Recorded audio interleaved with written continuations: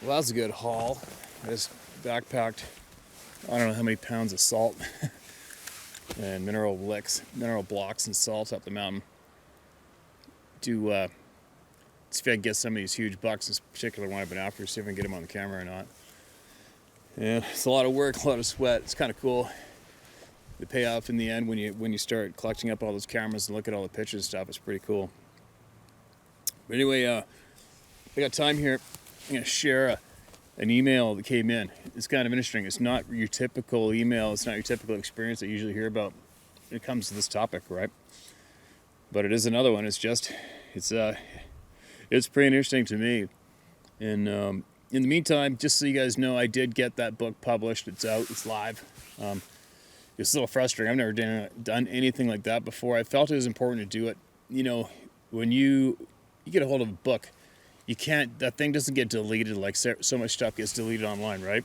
That sucker will lay on a coffee table or get passed on in a campground or whatever, somebody's camp or wherever through family members and friends. They'll get passed around. The knowledge and experience of all those people in there and myself will get passed around. It'll never go away. Not now. It's published, man. It's written on paper, right? So that's pretty cool.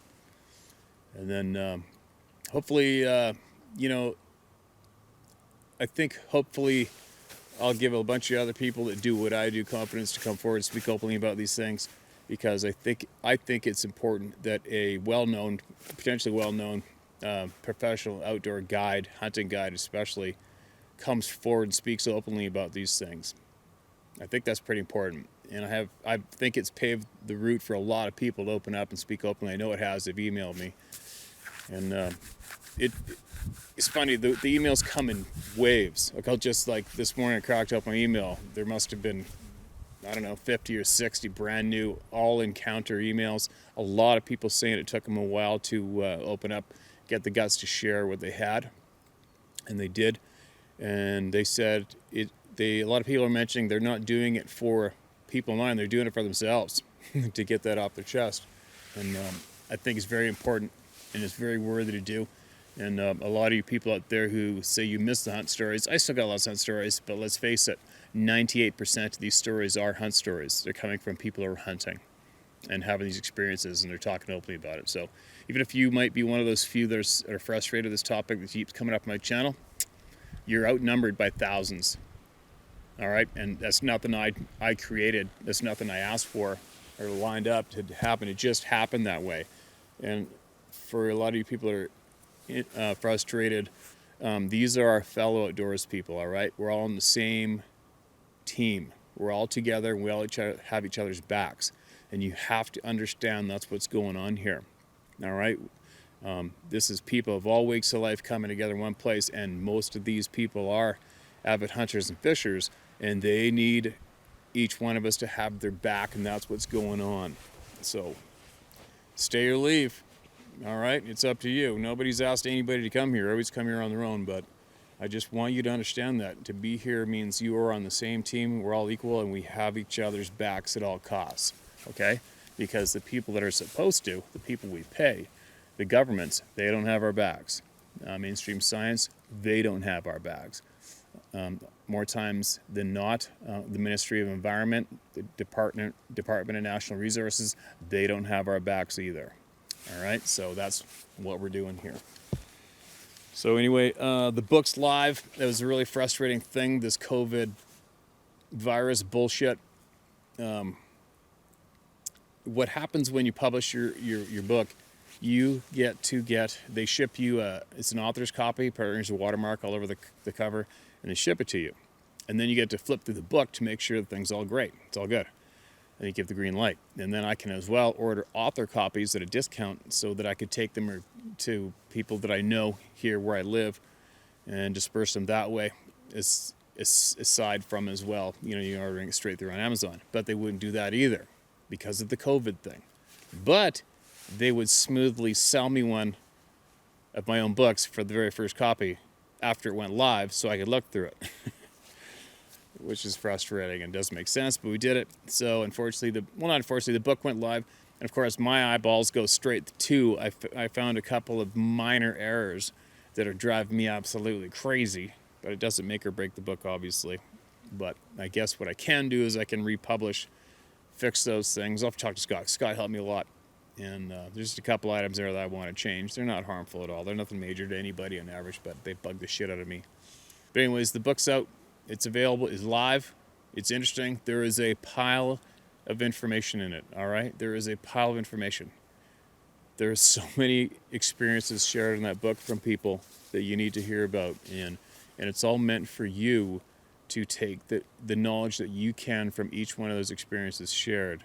So to help you understand more, to help all of us understand more. And that's what it is. It's firsthand knowledge. Nothing's altered, nothing's hidden. Nobody was put aside because they said something we didn't like or pointed out something that we didn't agree with. Not one person. So if you wrote it into me, it got printed. All right? And there's a lot of people there's a lot of people out there that might potentially not be trustworthy of people. You're always looking for that hint of somebody misleading or lying. You know, I feel that dishonest people stand out. Dishonest people are pretty easy to see. Okay? So, and I don't lie. I refuse to go through life not trusting everyone and thinking there's a liar everywhere. I'm not going to join anybody in that mindset. I'm just not. There's far, far too many good people out there. And there is far too many good people that frequent my YouTube channel. That's all there is to it. There's so many intelligent people here on this channel. It's pretty freaking cool. Okay? But anyways, I'm babbling a little bit. I want to get on with sharing this email. I think it's very interesting. And then also post up a link for the book if you have any interest in grabbing it up. And we'll post a link in that in the description, the video description below. All right? And just so you know, I've got a handful of videos preloaded on the channel already. This one I'm going to slip in there ahead of the line because I am so busy right now, and my busy season outside is right here on my ass. So you're not going to see me on here very often freshly, you know what I mean? I'm pretty tired right now. That was a killer of a hike today, man. But anyway, listen to this one, all right? This is interesting. Hello, my name is Bill, and I had been a believer and a human supporter of these amazing animals way before I had what I would say was the scariest and yet funniest experience of my life. I'd been a Bigfoot believer ever since I saw the Patterson Gimlin film when I was about 5 or 6. Well, anyway, the summer between the 7th and 8th grade, my lovely mother decided that I was going to attend every single free and low-cost summer camp she could send me to. I was literally away from home that summer all the way up until 2 days before school started. Right? That's enough about my summertime blues. On with the story, scared me to death, but it ended with me laughing my butt off. During my final 2-week camp, was actually a real carrier tent, bed, food, and clothing, honest to goodness backpacking trip. We started out around the Mammoth Mountain area around California. I'll admit my pack was enormous and it was killing me, but I never said anything about it. I was real skinny and had long, skinny arms and legs. Everyone back then called me Spider because I looked like a spider monkey. First 3 days were pretty uneventful, but the area was just amazingly beautiful. However, on the 4th night, we all started hearing tree knocks. This was way before I even knew what a tree knocks were or what they meant. There were no howls or whistles of any of those nights, so nobody really spoke about the knocks at all. We did tell ghost stories because we were really trying to scare the only 2 girls that were on the trip with us. I'll admit, none of the stories are very good. That night I crawled into my tent. It was strategically placed right between the 2 girls' tents. I laid down with my feet toward the entrance of my tent. I could see outside so I could watch for shooting stars. Okay, enough backstory. On the next to last day of camp, found us all 2 on a hike. Sorry, man, it's just the way it's written. About every 200 feet or so, they would have us stop, and we're supposed to spend 2 hours in that spot alone in order to think about what we learned from and about each other. So I sat down on a pretty good-sized boulder and enjoyed the view of one of the girls walking away. Laughing face. Remember, I was 13 and my hormones were raging out of control throughout my body. Ha ha. So anyway, as the view became just a little less beautiful as they walked out of my sight, I turned around on the rock I was sitting on and began to toss stones in the small creek that was meandering by me.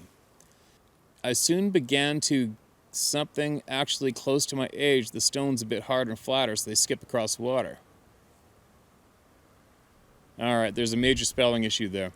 I soon began to goddess actually close to my age, the stones a bit harder and flatter so I could try to skip them across the water. All right. Well, I am skimming stones and looking around. I started to hear the most eerie whistle I've ever heard. I stopped my mid-skip trying to figure out what, who, or was making the scary yet beautiful sound. To my right, I heard a twig. Well, it was more like an entire branch snap. The closest I could describe that sound to would be a Mark McGwire home run. When I finally saw who made the noise, yes, who, not what, I actually did pee my pants and then fell backwards off the rock. My body literally froze. I couldn't scream, yell, or make any noise of any kind. His anatomy gave him away. By the way, my hormones were no longer raging out of control. I would say he was probably close to my age because he was about 6'2" or 3. His face also looked young. I was blown away by how human his face looked. He just stood under a tree holding onto a branch and was just looking at me. I was still frozen in fear when he did something that blew my mind. He picked up a stone and he awkwardly tossed it at the water. Oh, starting to rain. It took me shaking with intense fear, about 4 stones plopping heavily into the water, to realize he was trying to skip stones. With every ounce of, I guess, courage and maybe a little insanity, I picked up a stone, put it in the crook of my index finger and thumb of my right hand, and nervously showed him the grip. I cocked my arm back, tilted my body a bit to the right, and just happened to glance over at him, and in my honest shock, and yes, a large bit of humor, I actually let out a genuine laugh. I let loose of my rock, and I was able to get it to skip 3 times. The noise he made I can only describe as a little girl's giggle. I could see both rows of his teeth. I made a Sasquatch laugh. Well, he let loose of his rock, and it didn't even come close to the water. From where he was standing in the creek separated us, and we were about 75 to 80 feet apart. His stone, which was about the size of a grapefruit, I should have been more specific. Anyway, his mini boulder hit a tree about 50 feet away from us both. Even from that distance, I could tell that he had pretty much killed that tree. I couldn't help myself, and even though I was racked with fear, I heard myself begin to laugh hysterically. He made the giggling girl sound again. And never tell them that out loud, just in case they do know English. Now, this is the part really fun of me, but also interesting as hell. He played with rocks and water, and in doing so, I totally forgot about all my silly teenage problems, and I felt for a small period of time I was playing with a friend. He even had the nerve to look down at my wet pants and made a stink face, and I knew he was teasing me for wetting myself.